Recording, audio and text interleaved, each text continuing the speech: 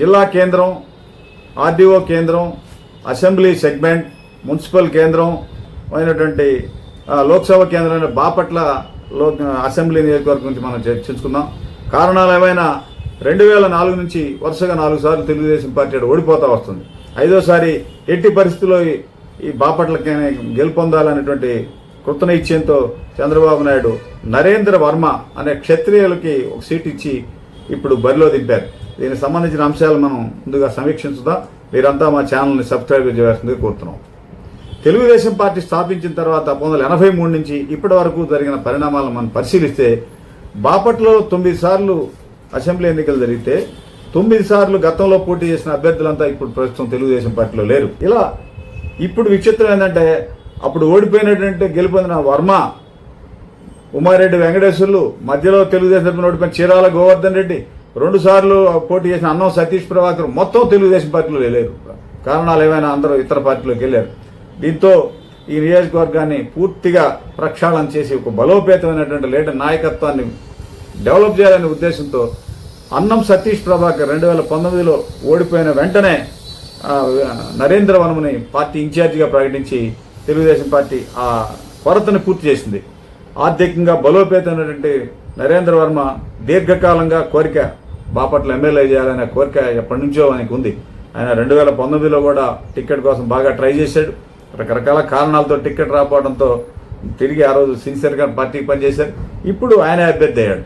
నరేంద్ర వర్మ బాపట్లలో ఒక ఆర్థికంగా ఎంతో ఎదగటంతో కింద స్థాయిలోంచి వచ్చిన పేద వర్గాలకు ఆర్థిక సాయం స్వచ్ఛంద సంస్థల ద్వారా తన సంస్థ ద్వారా ఎంతో ఆదుకుంటూ వచ్చారు. ప్రధానంగా ప్రతిభ గల పేద విద్యార్థులకు ఉపకార వేతనాలు, గ్రామాల్లో రక్తదాన శిబిరాలు, వైద్య శిబిరాలు, తర్వాత దేవాలయాలకి, మసీదులు, చర్చిలకి లక్షల రూపాయలు ఇచ్చి సామాజిక సేవా కార్యక్రమంలో ముందున్నారు. ప్రధానంగా బాపట్ల విద్యా కేంద్రం కావడం వల్ల ప్రతిభ గల పేద విద్యార్థులకు అవకాశాలు తక్కువగా ఉంటాయని తన సొంత నిధులతో డబ్బులు ఇస్తూ వారిని ఆర్థికంగా ఉన్నత స్థాయికి రావడం కోసం సరస్వతి పుత్రులుగా తీర్చిదిద్దడానికి కావాల్సినటువంటి ఆర్థిక వనరులు కూడా సమకూరుస్తూ ఉన్నారు. ఒకవైపు జిల్లా కేంద్రం అంటే ఇప్పటివరకు ఆడ ఆర్డీఓ ఆఫీస్ కూడా లేదు. జిల్లా కేంద్రంలో ఆర్డీఓ ఆఫీస్ లేకపోతే బాపట్ల రెవెన్యూ డివిజన్ చేశారు.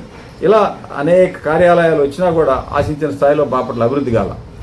ఇప్పుడు అంటే గతంలో గాదే వెంకటరెడ్డి 2004-9లో గెలిచాడు. 14లో గెలిచి హ్యాట్రిక్ సాధిస్తారనుకుంటే విభజన తర్వాత ఆయన పోటీ చేసే అవకాశం రాలా. 2014-19లో కోన రఘుపతి గెలిచి హ్యాట్రిక్ సాధించాలా ఈ ఎన్నికల్లో అని చెప్పి ఆయన పోటీ చేస్తా ఉన్నారు. గతంలో ఆయన తండ్రి కోన ప్రభాకరరావు ఈ నియోజకవర్గం నుంచి హ్యాట్రిక్ సాధించారు. ఇలా ఎంతో చరిత్ర ఉన్నటువంటి నియోజకవర్గంలో ఇప్పుడు బ్రాహ్మణ సామాజిక వర్గానికి చెందిన కోన రఘుపతి, క్షత్రియ వంశానికి చెందిన నరేంద్ర వర్మ ఇద్దరు పోటీ చేస్తా ఉన్నారు. అయితే ఇద్దరు ఆర్థికంగా అంత బలోపేతమైనటువంటి లీడర్లే. ఇక్కడ వైకాపాకి చెందిన కోన రఘుపతికి రెడ్డి సామాజిక వర్గం నుంచి ఆశించిన విధంగా మద్దతు లభించడం లేదు. రెడ్డి సామాజిక వర్గానికి చెందిన గాదే వెంకటరెడ్డి, చీరాల గోవర్ధన్ రెడ్డి సీట్ ఆశించారు. మరోవైపు ఉమారెడ్డి వెంకటేశ్వరులు కూడా తన రాజకీయ వారసుడిగా డాక్టర్ రమణకు అసెంబ్లీ సీటు కావాలని క్లెయిమ్ చేశారు. అంటే సిట్టింగ్ ఎమ్మెల్యే రఘుపతిని పక్కన పెట్టి సీటు ఇవ్వడం సాధ్యం కాదని జగన్ ఏకంగా రఘుపతిని అభ్యర్థిగా ప్రకటించారు. ఇలా వైకాపాలో అనేక అసంతృప్తి ఉంది. ప్రధానంగా ఎంపీ నందిగం సురేష్ స్థానికుడు కాదు.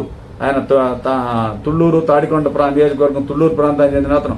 ఈ ప్రాంతానికి అసలు రాడు. తిరిగి ఆయన ఎంపీ అభ్యర్థిగా ఖరారు చేశారు. ఒకవైపు తెలుగుదేశం తరఫున ఐపీఎస్ ఆఫీసర్గా పనిచేసినటువంటి తెన్నేటి కృష్ణప్రసాద్కి ఎంపీ టికెట్ ఇచ్చారు. అసెంబ్లీ పరంగా తీసుకుంటే కోన రఘుపతి 2 టర్మ్లు అంటే 10 ఏళ్ల పాటు విచ్చలవిడిగా అవినీతికి పాల్పడ్డాడని ఇక్కడ 2 సార్లు ఆయన మీద పోటీ చేసి ఓడిపోయి ఎమ్మెల్సీకి చేసినటువంటి అన్నం సతీష్ ప్రభాకర్ సవాల్ చేశారు. ఒకే వేదిక మీద తేల్చుకుందాం రండి, బహిరంగ డిబేట్కి సిద్ధం అని చెప్పి సవాల్ చేశారు. అయినా రఘుపతి ముందుకు రాలేదు. అయితే ఏదైనా సరే, ఏ కారణాలు అయినా సరే ఇక్కడ బ్రాహ్మణులు ఎమ్మెల్యే చేయడం అనేది రెడ్డి సామాజిక వర్గం బలంగా వ్యతిరేకిస్తూ వచ్చింది. ఆ వర్గానికి ఇటు రఘుపతికి మధ్య సఖ్యత లేదు. మరోవైపు అక్కడ ప్రధానంగా నేను బాపట్ల జిల్లా కేంద్రం చేయించాను, మెడికల్ కాలేజీ తెచ్చాను, ఎంతో అభివృద్ధి చేశానని రఘుపతి ప్రచారం చేసుకుంటా ఉన్నాడు. నల్లమడ డ్రైన్ చివరి ప్రాంతం మీకు ప్రకాశం, గుంటూరు, ఉమ్మడి ప్రకాశం గుంటూరు జిల్లాలో వరదలు వస్తే మురుగు మొత్తం బాపట్లను, చీరాల నియోజకవర్గాల మీదుగానే పారుతూ ఉంటుంది. ఇలాంటి సమస్యలు, దీర్ఘకాల సమస్యలు పరిష్కారం కాలేదు అని చెప్పని జనం వ్యతిరేకిస్తూ ఉన్నారు. మరోవైపు బాపట్ల ఓ విద్యా కేంద్రంగా ఉంది. ఎప్పుడో 75 ఏళ్ల క్రితం వ్యవసాయ కళాశాల ఉంది. 40 ఏళ్ల క్రితం ఇంజనీరింగ్ కాలేజీలు వచ్చినాయి. అక్కడ విద్యా కేంద్రంగా ఉమ్మడి రాష్ట్రంలోనే ఎంతో పేరు ప్రఖ్యాతులు ఉన్నాయి. పైగా రైల్వే జంక్షన్, అటు చెన్నై, ఇటు హైదరాబాదు, ఇటు విశాఖకి మంచి రైల్వే జంక్షన్గా బాపట్ల కేంద్రం ఉంది. ఇంత డెవలప్ అయినటువంటి బాపట్లలో కోన రఘుపతి ఆశించిన విధంగా డెవలప్ చేయలేదు అనేటువంటి వ్యతిరేకత ఉంటే, నరేంద్ర వర్మ పూర్తిగా ఆర్థికంగా బలోపేతమైనటువంటి రొయ్యల వ్యాపారి. ఆయన దీర్ఘకాలంగా బాపట్ల ఎమ్మెల్యేగా ఒకసారి చేయాలి అనేటువంటి ఆయన శాశ్వత కళ. దాన్ని ఇప్పుడు నెరవేర్చుకునే అవకాశం వచ్చింది. ఎట్టి పరిస్థితుల్లో ఈ అవకాశాన్ని మనం వదిలిపెట్టకూడదు అనేటువంటి ప్రయత్నాల్లో ఉన్నారు. బాపట్ల నియోజకవర్గంలో ప్రధానంగా క్షత్రియులు, రాజులు ఒక బలోపేతమైనటువంటి వర్గంగా ఉన్నారు.